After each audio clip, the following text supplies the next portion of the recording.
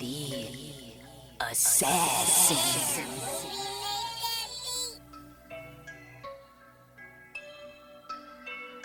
You know I break necks, call me Jack Tate. I have no regrets while your life is fading. I'm a crazy fuck equivalent to Satan. When I'm behind the mic, I feel like the greatest. You know I break necks, call me Jack Tate. I have no regrets while your life is fading.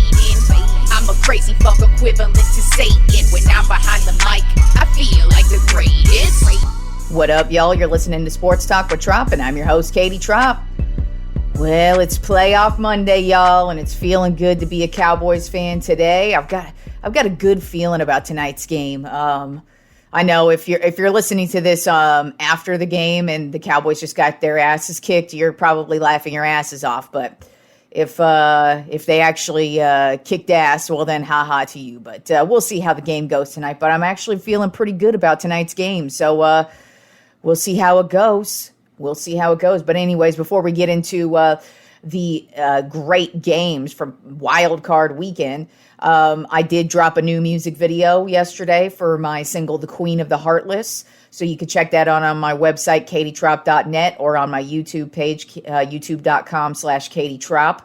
Would definitely appreciate that. It was a fun video to shoot. And shout out to Jose Nahar with Nahar Media, who directed this video and pretty much every one of my other music videos of the past. So, yeah, check it out. Now let's get into Wild Card Weekend. And no, I will not refer to it as Super Wild Card Weekend. I don't know why the NFL needed to change it to Super Wild Card Weekend, but I am not going to be putting the word super in front of Wild Card. It is just Wild Card Weekend. And, man, we had some fucking fantastic games. So it should be interesting to see how tonight's game ends up. But, I mean, pretty much every single matchup came down to one pivotal play. So let's get it started with, it was the Seattle Seahawks at the San Francisco 49ers. The 49ers ended up getting the win 41-23.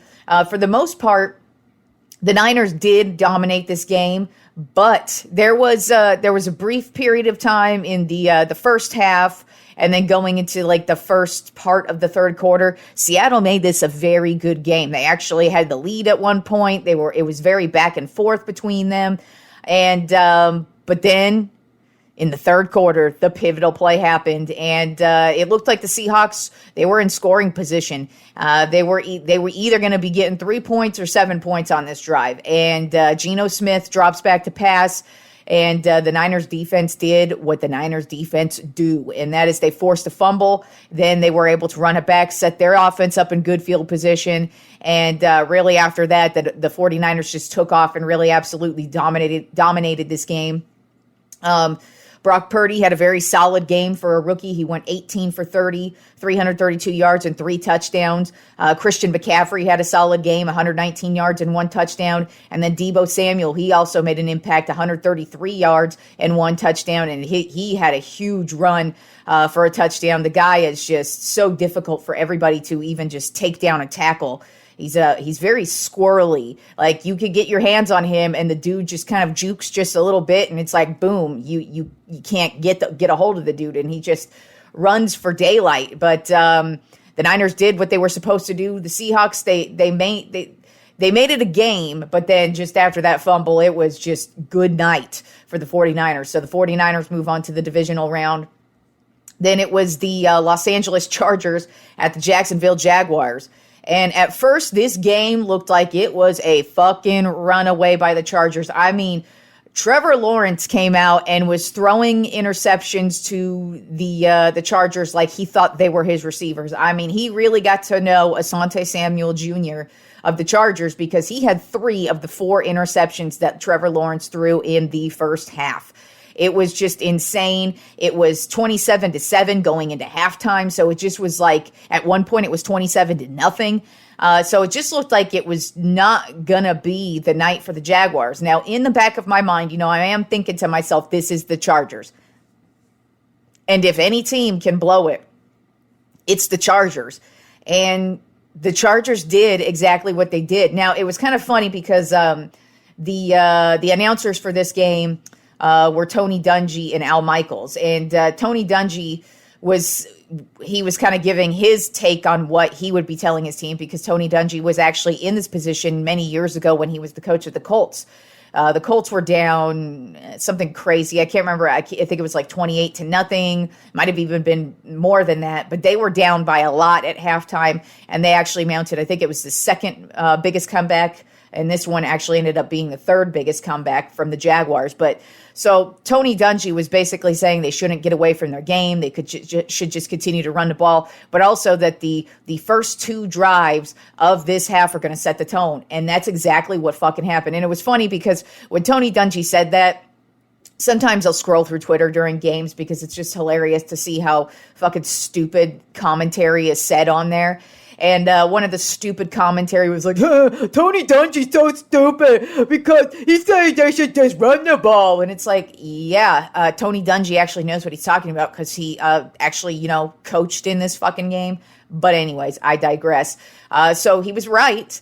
The first two drives of the second half worked out in Jacksonville's favor. Their defense came right out, stopped the Chargers. They didn't score shit, and it was a punt. Then the Jaguars got the ball on offense, drove right down the field and scored 7 points, and it was just lights out from there from the Jaguars. They just kept chipping away at this lead and chipping away at this lead until finally they are within 2 points on the last drive. Now, let's just rewind a little bit to the previous drive.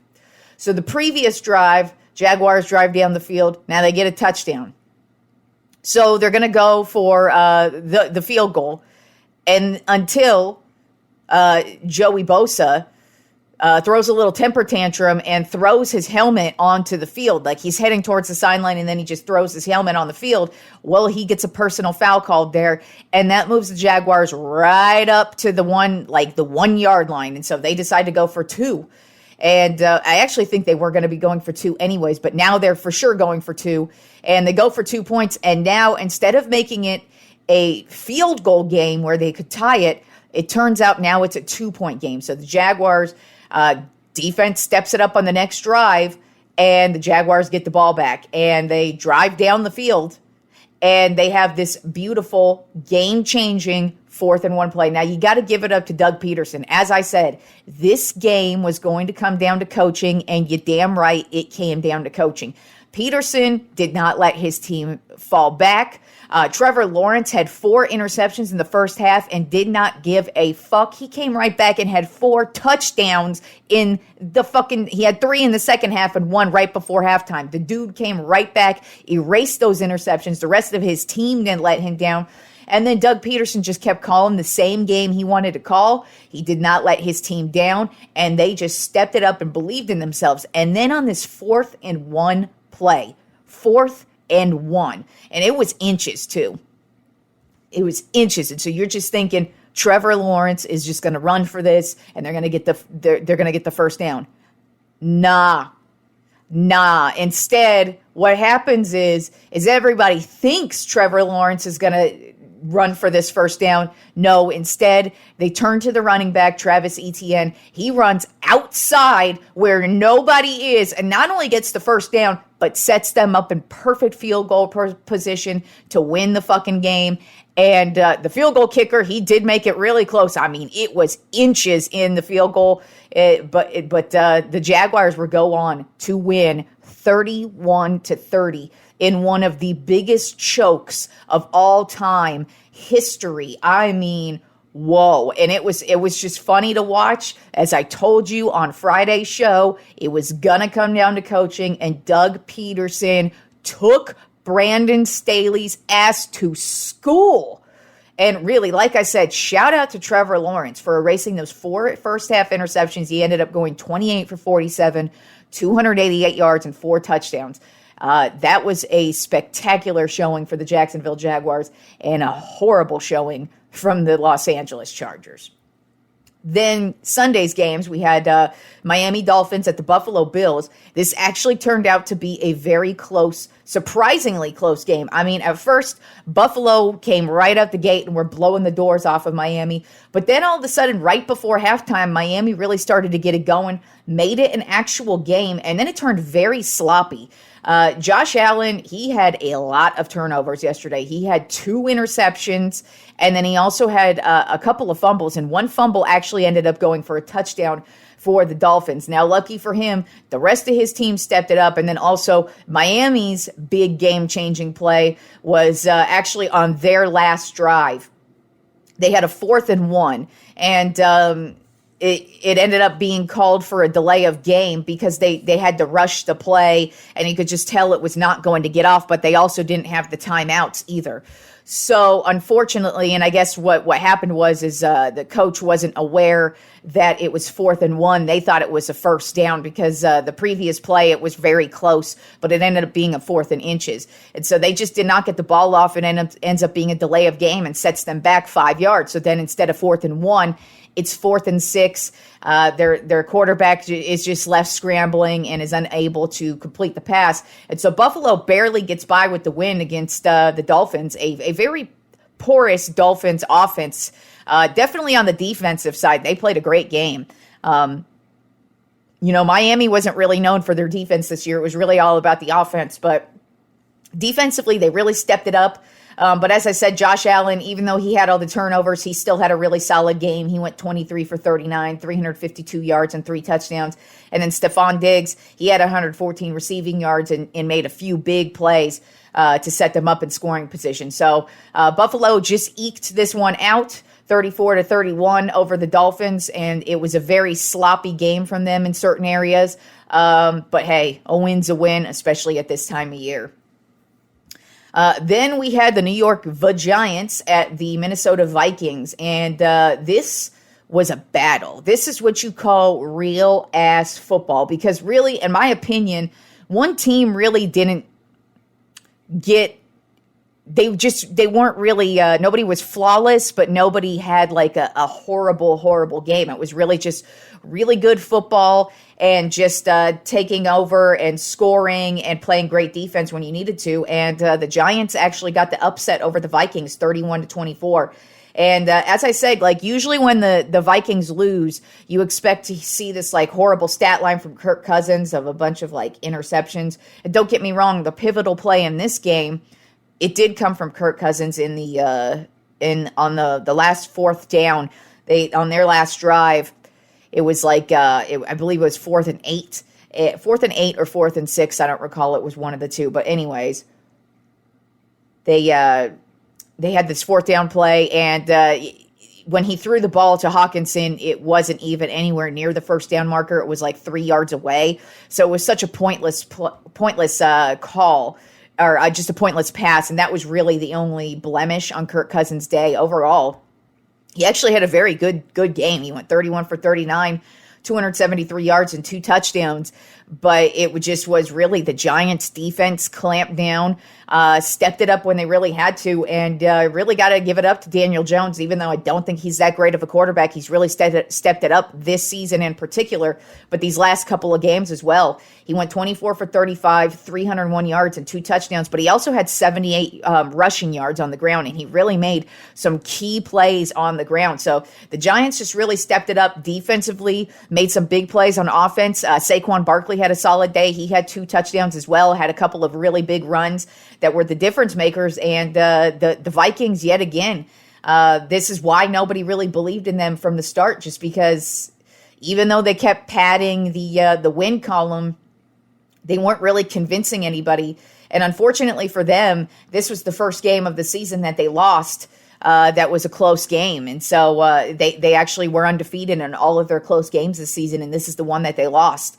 And like I said, it was a hard-fought battle between both teams. There really weren't a ton of mistakes. There really wasn't anything major going on. It's just the few big plays were made by the Giants, and they were able to just take over, and they are moving on to the divisional round, and the Vikings are once again going home.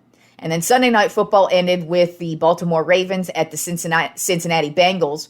And this one was a close divisional battle. I actually am shocked at how well the Ravens played.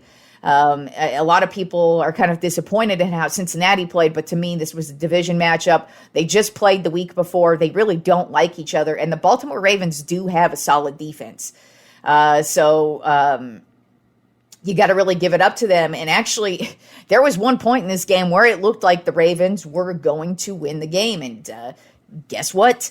It was that one pivotal play that changed everything in this game. So it was tied at 17. And the Ravens end up in scoring position. They are at the 1 yard line. It's third and goal, but they're inches away. And the quarterback, he does what most quarterbacks do, and that is you just kind of reach the ball over the line. But unfortunately for him, the ball wasn't anywhere near over the line, and the Bengals did that play that almost never happens, but it sometimes on occasions does. And they cause a fumble. The ball literally lands directly into a Cincinnati Bengals defensive lineman's hands, and the dude just runs it back for a 98-yard fumble return to put the Bengals up 24-17, and they would ultimately go on to win the game 24-17 because of that major play. The Bengals offense for the most part was held in check. Their defense, though, is what stepped it up, and so that was the big defining play. I mean, because overall, this was actually a very solid drive from the Ravens. Like I said, it looked like they were at least going to score the field goal, but just the one bad play cost them the game, and the Bengals will be moving on to Buffalo in the divisional round next week. And so we do have one more game tonight's Monday Night Football matchup. My Dallas Cowboys at the Tampa Bay Buccaneers. Dallas is still a 2.5-point favorite today. And all morning long, I've been summoning the Cowboys of the past Super Bowls. I want the power of Troy Aikman to compel the Cowboys, summoning Staubach and Drew Pearson and Charles Haley and Emmitt Smith and Michael Irvin and all the Cowboys of Super Bowls past. Please pass your good juju on to Dak Prescott and the Dallas Cowboys because they fucking need it. They fucking need it against Tom Brady, the GOAT. Does not matter how shitty that team is playing. The GOAT, the 7-time Super Bowl champion quarterback, plays for the Tampa Bay Buccaneers, so we cannot overlook this dude. But as I said at the start of the show, I'm feeling pretty good about this game. You know, the Cowboys are the better team. Defensively, they're better, and they should have Tom Brady on his ass all night long. Offensively, they are better. They're a much more solid, complete team. So I just kind of feel like the Cowboys' ground attack is going to get going once again tonight. It's going to be a heavy Tony Pollard, Zeke Elliott night with Dak peppering in some CeeDee Lamb and Dalton Schultz in some other areas for a couple of scores, I imagine. But I'm expecting this defense to really have a big night. I'm expecting Micah Parsons to really show out tonight. And I do have the Dallas Cowboys winning 28-24 and sending Tom Brady off into retirement. Well, who knows with him? You really never know if the dude's going to retire or not. But let's just say that's what the Cowboys are going to do. They're finally going to beat the GOAT, as they have never done in the history of Tom Brady's career. They need to get this one win, and I think it's going to come tonight. So, oh, God, Cowboys of Super Bowl past, please just help us. Not only this week, but at a real Super Bowl run. That would just be nice. If we could just see a couple of good wins here would be really nice. But starting tonight, we're not looking ahead at possibly a rematch of last year's debacle against the 49ers. We're not looking that far ahead because tonight's the night. Do not overlook Tom Brady. Do not let this guy have the ball at the end of the game. And this defense has got to clamp down. And this offense, just please, Cowboys, please don't let us down. Do not let us down. We'll see how it goes, though. We'll see how it goes. Anyways, let's move on to the NBA and my top 10 NBA power rankings. We do have a new number one this week, and we actually have a couple of new entrants to the top 10 this week. So let's kick it off with the new number one. It is the Memphis Grizzlies. Overall record right now of 29-13, and they are on a 9-game winning streak, which is why they shot up to the number one position. Actually, the number two team easily could have also been number one as well. But since the Grizzlies have been on a little bit longer of a winning streak, I went ahead and went with them. This past week, the Grizzlies got wins against the Spurs twice and the Indiana Pacers. And as I continue to say, this team is all about Ja. And dude went off against Indiana, had this spectacular dunk, and just posterized the motherfucker. And of course, Grizzlies are just they're getting rebounds in the paint, and they're also averaging 117 points per game. So this team is just flying high, really dominating the Western Conference. And as I continue to say, this is the one team that really hasn't been hit hard by the injury bug. Ja has missed a couple of games, but even so, this team's riding high. Then at number 2 on my Tropp 10 NBA power rankings of the Denver Nuggets, overall record of 30-13, and they are in a 6-game winning streak. They're 8-2 in their last 10 games, and as I said, they could have easily been number 1 because they are just rolling this week. They're beating they're beating good teams as well. This week they beat the Lakers twice, so there's that. They beat the Phoenix Suns and the Orlando Magic. But they're just dominating when it comes to scoring. That right now they're first in the league in field goal percentage, shooting about 51% field goal percentage. They're first in the league in 3-point field goal or 3-point percentage, hitting about 40% of their 3-pointers. And then they're also shooting 117 points per game. So Denver is just scoring everybody out of the building. And Jokic even missed a game the other night. So even with him out, they're still rocking and rolling, and it looks like the Denver Nuggets may actually be a legit contender this season. We'll see, though. Then at number 3 on my Tropp 10 NBA power rankings of the Boston Celtics, overall record of 32-12. They are also on a 6-game winning streak, and they are 8-2 in their last 10 games. This past week, they beat the Chicago Bulls, the New Orleans Pelicans, the Brooklyn Nets, and the Charlotte Hornets. They are averaging 119 points per game, and just Jason Tatum, he is just killing it this season. He's the reason why they are. It really is him. There's a good team around him, but Tatum is just carrying this team. It's crazy to watch. And speaking of another team that's really hasn't had to deal with the injury bug yet, that's the Celtics. Also, Tatum's just really been a workhorse for this team and carrying them once again as he did last year. Then at number 4 on my Tropp 10 NBA power rankings of the Philadelphia 76ers, overall record of 27-16. They're 7-3 in their last 10 games. This past week, they beat the Detroit Pistons, the Utah Jazz, the Lakers, and they lost to the Oklahoma City Thunder. And there was a big, crazy ending to last night's Lakers game. But, of course, the Lakers lost, and the 76ers got the win. Joel Embiid, though, speaking of another dude carrying his team, that would be him. He is just on a murder fest this year. It's crazy to think because, there's a lot of guys having spectacular seasons right now where you're like, who would the MVP be? And if some of these guys keep it up, the Embiids, the Tatums, and the Jaws, and they keep it up at this rate, and then hell, still you have Durant and Zion as well who are injured, but they could be thrown into that mix. It's just crazy to see what's going to come the second half of the NBA season because some guys are really just carrying their teams, and it's going to be interesting to see if the 76ers are finally able to put it together because I feel like they've been that team. It's just injuries have been not their friend, and that's what happened to them last year. Embiid got hurt right before the playoffs, and that pretty much just kaput all of their championship hopes. So if Embiid's able to stay healthy for this team, look out for the 76ers. Then at number 5 on my Tropp 10 NBA power rankings of the Brooklyn Nets, overall record of 27-15, 7-3 in their last 10 games. And they've been taking a tumble because of the Kevin Durant injury. This past week, they lost to the Celtics and the Thunder. And you could just tell, he was basically all their offense. And yes, Kyrie Irving's having a pretty solid season. We all know that dude's not going to carry them. But with the Durant injury, they've obviously started to take a tumble.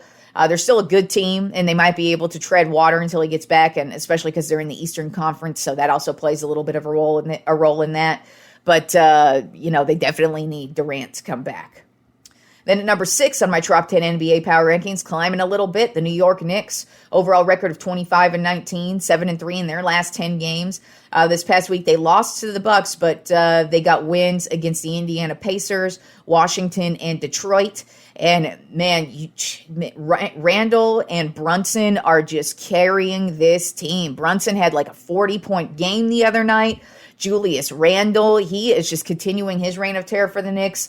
And we'll see what this team's able to do if they're able to keep it together. But so far, this last month of basketball has been really, really solid from the New York Knicks. And they might be a legit contender in the Eastern Conference. Now, I don't know for a championship because I don't know if they're going to have any answers for teams like the Bucks and the 76ers when it comes to in the paint.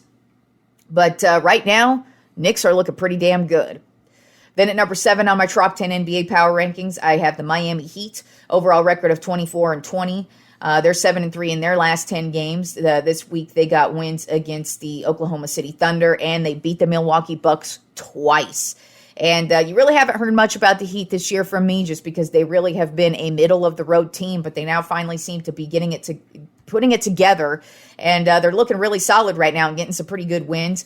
Butler still continues to have a great year, and he's just being the leader of this team. Kyle Lowry really stepping it up also, but it's Bam Adebayo who's really, really having a solid last month or so of basketball, and the Heat looking to make a nice second half run here in the Eastern Conference. Then at number 8 on my Trop 10 NBA Power Rankings, the Milwaukee Bucks. Overall record of 27-16. They're 5-5 in their last 10 games. This past week, they beat the New York Knicks and the Atlanta Hawks and then lost to the Miami Heat twice. There really isn't anything bad going on with the Bucks. They're just a really solid team, a really quiet team, and you just can't ever count them out because Giannis he's another dude who's having another MVP season. The injuries have been the Bucks' main issue this season, but you can't count this team out ever. Then at number 9 on my Trop 10 NBA Power Rankings, a team I never thought I would see in anywhere near the Trop 10, but they're here, and that would be the Sacramento Kings. Their overall record right now is 24-18. They are on a 4-game winning streak. They are 7-3 in their last 10 games, and they've actually been playing really solid basketball for the entire season. They've had their ups and downs, and they've had some really solid winning streaks. And right now, they're on a really good, solid winning streak. They've had probably a really good month here where they're actually really winning. They would be in playoff contention if the playoffs were to begin today. I know it's very early in the season to be discussing that, but that's how well they're doing right now. So I, unfortunately, had to put the stupid-ass Kings in my Trop 10. This week they beat Orlando, Houston twice, and the San Antonio Spurs. And, those aren't very impressive teams to beat, but you know what? Right now, the Kings are first in points per game. They are averaging 120 points per game right now. So the stats, you can't really deny the Kings anymore. I've wanted to. I've been kind of watching them, and I'm like, I can't put them in the Trop 10 yet. They're going to fall. Well, I finally had to do it this week. They're playing really well. Don't know if they're a legit playoff team, but they're playing well right now. We'll see what happens. De'Aaron Fox, he's having a really great year, and so is Sabonis. So, the Kings surprisingly doing well so far for this season. And then rounding out my Trop 10 NBA Power Rankings of the Cleveland Cavaliers, overall record of 27-17. And they really have only fallen because they're 5-5 in their last 10 games. So they've just been kind of up and down lately. This past week, they lost to Utah and Minnesota and beat the Portland Trail Blazers. Really nothing bad about this team. I do feel like they're kind of like a player away, so there's actually some trade rumors about them. So we'll see if they're able to make a trade that kind of helps them out just a little bit to kind of put them over the edge. But other than that, the Cavs look like a really solid team. I expect them to be a force all season long in the Eastern Conference. And right now, they're just in a little bit of a lull. And then just a little bit of more NBA news over the weekend. LeBron James became the second player all time to pass the 38,000 point threshold. The only other person to do that is, of course, Kareem Abdul-Jabbar, the current all-time points leader, which LeBron is on pace to surpass that mark at some point this season. And so LeBron became the second player ever all-time to surpass 38,000 points, which is a good congratulations to you. But the Lakers, they still suck. They're still one of the worst teams in the league. They're actually barely better than the Houston Rockets and the San Antonio Spurs right now in the Western Conference. They're nowhere near even a legitimate playoff team who could even hope to even grab one of those last playoff spots. No, they're one of the shittiest teams in the league. So while LeBron is just racking up the individual bullshit, his team still sucks ass. So, whoop-de-fucking-do. I mean, it's a great accomplishment, but God, the Lakers suck, and it's such a disappointment. But on that note, thankfully, I have the Cowboys game to look forward to tonight. Now, it is Austin time right now as I record this. It is 1:50 p.m. in the afternoon, so there's plenty of time to see what happens with the Cowboys here. I'm eagerly anticipating a win tonight, so we'll see if I'm sorely disappointed by Friday's show. Hopefully not. Hopefully I will be discussing not only them sending Tom Brady into retirement, but also their matchup, hopefully, against the San Francisco 49ers in the divisional round. But it's one game at a time, and shit hasn't happened, but I'm feeling good, y'all. I'm feeling good. I think the Cowboys are going to get this win tonight. And that's not even like fan bravado. I'm actually feeling light. I'm feeling like the Cowboys are going to have a good game tonight. And hopefully we're able to get the playoff win. So we'll see what happens. Hopefully I'll be happy with the results on Friday's show. But who knows? Even so, go Cowboys. Big game tonight. Let's send Tom Brady into retirement. Woo! Cowboys! Yeah! Super Bowl bound, bitches! I'll talk to you fools on Friday.